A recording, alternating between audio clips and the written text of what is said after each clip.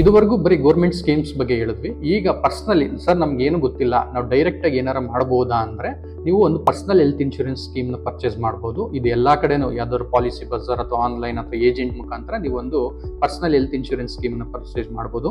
ಈಗ ನಾನು ಪರ್ಚೇಸ್ ಮಾಡಿರೋದು ಒಂದು 7,000 ಸ್ಕೀಮ್, 5 ಲಕ್ಷದವರೆಗೂ ಕವರೇಜ್ ಇರುತ್ತೆ. ನೀವು ಯಾವುದೇ ಹಾಸ್ಪಿಟ್ಲಿಗೆ, ಖಾಸಗಿ ಹಾಸ್ಪಿಟ್ಲಿಗೆ ಹೋದ್ರು ಅದು ಪೂರ್ತಿ ಕವರೇಜ್ ಮಾಡ್ತಾರೆ. ಇಂತಿಷ್ಟು ಕೋಪೆ ಅಥವಾ ನಿಮಗೆ ಇಷ್ಟು ರೂಮ್ ರೆಂಟ್ ಅಲೋಯನ್ಸ್ ಅಂತ ಒಂದು ಸ್ವಲ್ಪ ವೇರಿಯೇಷನ್ ಇರುತ್ತೆ.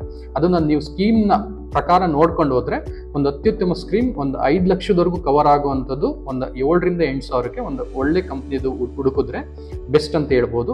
ಯಂಗ್ ಏಜ್ ಇದ್ದವ್ರಿಗೆ ಕಮ್ಮಿ ಪ್ರೀಮಿಯಂ ಮೇಲೆ ಸಿಗುತ್ತೆ ಆ ಸ್ಕೀಮ್ಸ್, ಅಥವಾ ಓಲ್ಡ್ ಏಜ್ ಆಗ್ತಾ ಒಂದು ಸ್ವಲ್ಪ ಪ್ರೀಮಿಯಂ ಜಾಸ್ತಿ ಆಗ್ಬೋದು.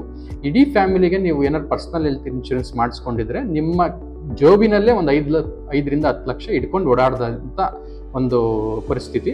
So it will be good. ನಿಮ್ಮ ಒಂದು ಫ್ಯಾಮಿಲಿ ಸೆಕ್ಯೂರ್ ಆಗಿರುತ್ತೆ, ಮತ್ತು ನೀವು ಅಂತ ಅಷ್ಟೇ ಏನೇ ತೊಂದರೆ ಆದ್ರೂ ಯಾವುದೇ ದುಡ್ಡು ಬಂಧಿಸ್ಬೇಕು ಅಂತ ಏನಿರಲ್ಲ ಸಡನ್ ಆಗಿ. ಸೊ ನೀವು will be financially stable in this personal health insurance.